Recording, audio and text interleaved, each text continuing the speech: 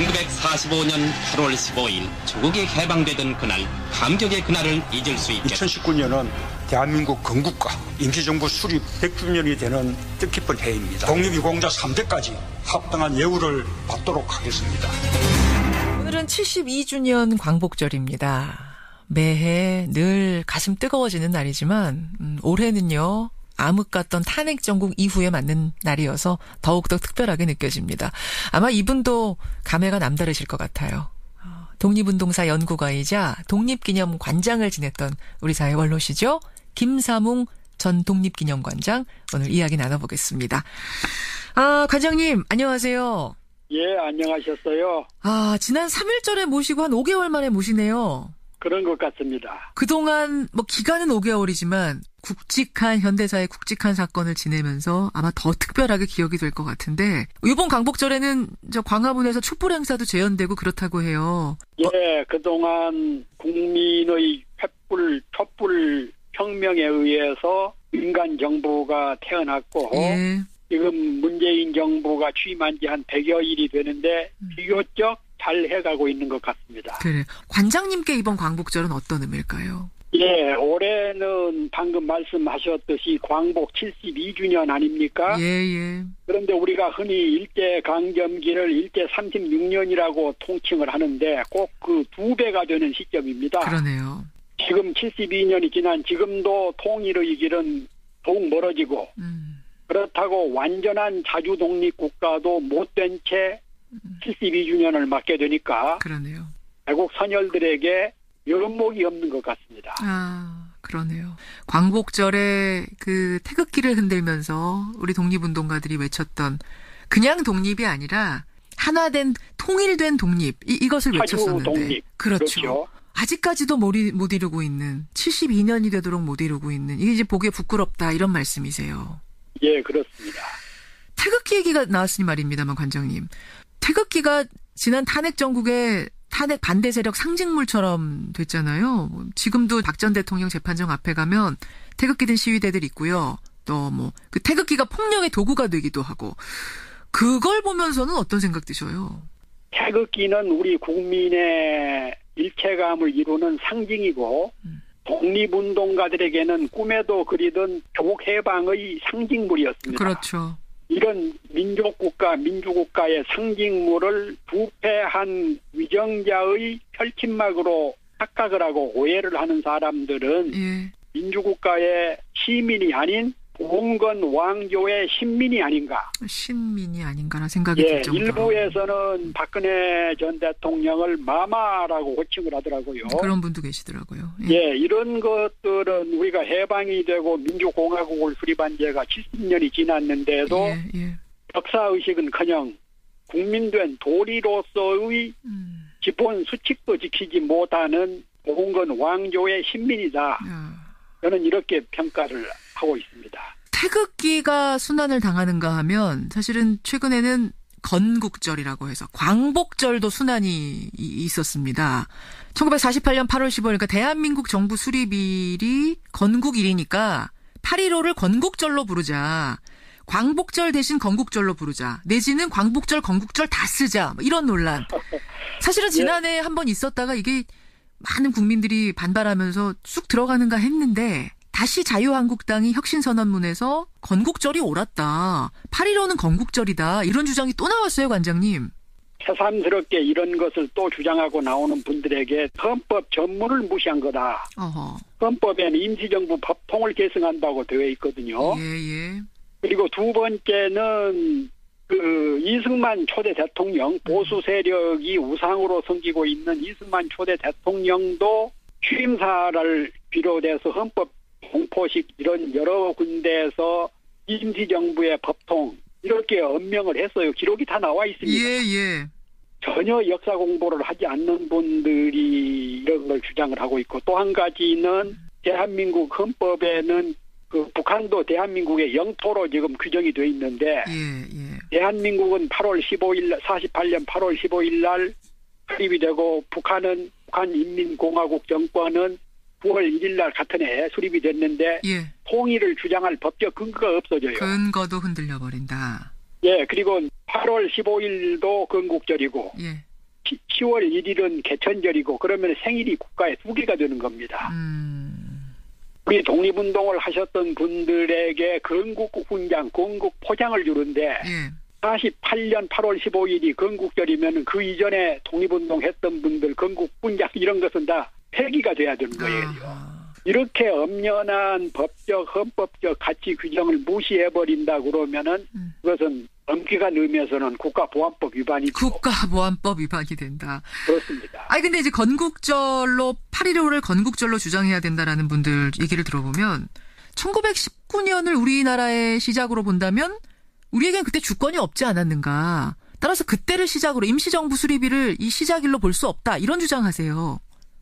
엄연히 우리는 국민과 강토는 그대로 있었고 주권만 강탈당했던 거거든요. 그렇죠. 그래서 그 주권을 대한민국 임시정부가 임시로 수행을 한 겁니다.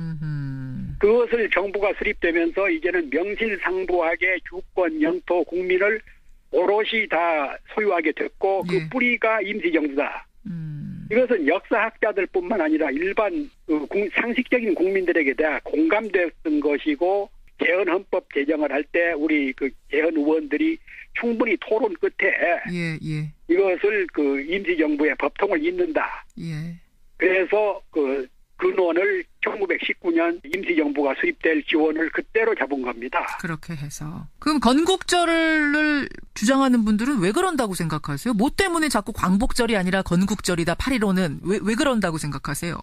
이유가 있지요. 우리나라의 그 소위 보수 세력이라 그러면은 취약점이 다는 아니겠지만 대부분이 일제강점기에 친일 행위를 했던 분들이에요. 조상들이.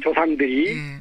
그러다 보니까 자신들의 조상들의 그런 죄상을 덮어버리기 위해서는 어떻게 해서든지 그 일제강점기에 부끄러운 치욕은 덮고 선대들이 건국에 기여를 했다. 예.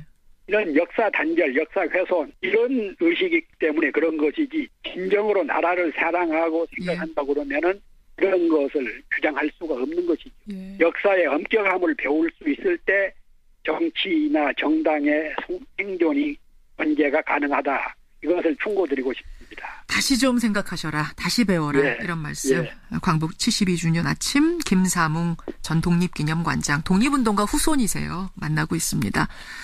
그나저나 그 집필 활동을 꾸준히 하고 계시는데 최근에는 조소왕 평전을 내셨어요. 예. 저는 조소왕 선생이 누구신가 사실은 좀 생소합니다. 솔직히. 그렇죠. 다수의 우리 국민들이 역사를 제대로 안 배웠기 때문에 조소왕 선생 같은 분을 잘 모르는데요. 예. 우리나라의 그 대동단결 선언, 꼭 올해가 100주년인데 이 대동단결 선언문을 비롯해서 대한독립선언, 임시정부 헌법, 건국강령, 일제강점기에 우리나라의 주요한 문건을 대부분 이분이 만든 겁니다. 문건을 만드신 분. 예, 거기다가 정치적인 균등, 경제적인 균등, 예. 교육적인 균등, 예. 소위 삼균 사상을 제시를 했던 우리 독립운동가고, 아하, 그렇군요. 예, 이런 분을 우리가 잘 모르고 있고, 실제로 과거의 인물이지만 현재 진행형입니다. 왜 그렇게 생각하세요? 예, 우선 그 경제 정의라든가 경제적인 평등 이런 것들을 많이 내세우고 있지 않습니까? 그러네요. 지금 정부가. 예. 그런데 그 경제적인 균등이나 교육 균등을 가장 먼저 제시했던 분이 이분이거든요. 그분이 얘기했던 정의, 경제 정의의 균등, 요것이 지금도 이어지고 있다. 현재 진행형이다. 그렇습니다. 그런 의미에서도 중요한 평전을 내셨어요. 근데 그러고 보면은 요즘에 우리가 예전부터 알고 있던 교과서에 있는 이름들, 그런 독립운동가들 말고도 약산 김원봉 선생, 또 뭐 박열 선생, 이런 분들이 영화를 통해서 대중들한테 많이 알려지고 있어요, 선생님. 네, 이런 분들은 일제강점기에 누구 못지않게 치열하게 독립운동을 했던 분들이거든요. 예. 그런데 이제 김원봉 선생 같은 분은 그 무장투쟁, 의열단 단장, 그리고 박열 선생 같은 분은 일왕을 처단하려다가 실패했지만 유명한 아나키스트. 그렇죠. 이렇게 그 사회주의라든가 아나키즘이라든가 의열단이라든가 이런 일을 하다 보니까 우리 한국의 그 반공주의, 반공 논리에 매몰되어 있던 지난 시대에는 국민들에게 상당히 거부감 비슷하게 만들어놨어요. 조소왕 선생도 그런 케이스인가요? 조소왕 선생도 그런 케이스 중에 한 분입니다. 아, 대부분이 그런 분들, 예. 예. 그런데 이제 세상이 바뀌면서 예. 진실을 알아야 된다. 그래서 이런 영화가 만들어지고 국민들이 공감하게 되고 역사를 새롭게 쓰게 되고 그런 것 같습니다. 그래요. 예. 오늘 72주년 광복절 아침. 이제 우리는 어떻게 해야 될 것인가? 앞으로 우리가 해결해야 될 숙제는 무엇인가? 일본은 계속해서 일제강점기는 재조명하지 않으려고 하고 이런 분위기, 위안부 문제에 대해 사과하지 않으려는 분위기. 이 상황이 계속되고 있는 속에서 우리가 해야 될 일은 무엇인가? 지침을 좀 주신다면요, 선생님. 일본과 이웃 나라들에게 잘못된 그 과거를 청산하고 사죄하도록 하는 외교적인 국민적인 그런 그 역할이 중요하고요. 예. 무엇보다도 인류 보편성의 원칙에 위배되는 위안부 문제. 이런 것은 일본 위정자들뿐만 아니라 일본 지식인들과 일본 국민들에게 예. 널리 알려서 공감을 불러일으킬 수 있도록 하는 국민적인 캠페인이 필요할 것 같아요. 정말 좋은 지적 지금 해주셨는데 제가 얼마 전에 한일이 함께하는 어떤 행사에 다녀온 적이 있어요. 근데 예. 우리나라에서는 유치원생부터 알고 있는 그 일제강점기 역사를 일본은 대학생이 돼서도 제대로 모른다. 잘 안 가르쳐준대요. 일제강점기 자신들이 무슨 일을 했는지를 제대로 가르쳐주지 않아서 대학생이 돼도 일부러 찾아보지 않는 한은 그 역사를 모른답니다. 잊고 싶어하는 역사다. 이런 이야기를 하는데 야 정말 우리가 일본 시민들을 상대로 해서 얼마나 캠페인하고 얼마나 알려야 되겠는가 저거 깨닫고 왔거든요. 예. 그런 운동부터 좀 시작을 해야 되지 않겠는가. 좋은 지적해 주셨습니다. 이런 일 하기 위해서라도 관장님 건강하셔야 되고요. 감사합니다. 예. 다음에 또 좋은 말씀으로 모시도록 하겠습니다. 고맙습니다. 예, 감사합니다. 예. 김사뭉 전 독립기념관장, 독립운동가의 후손이세요. 만나봤습니다.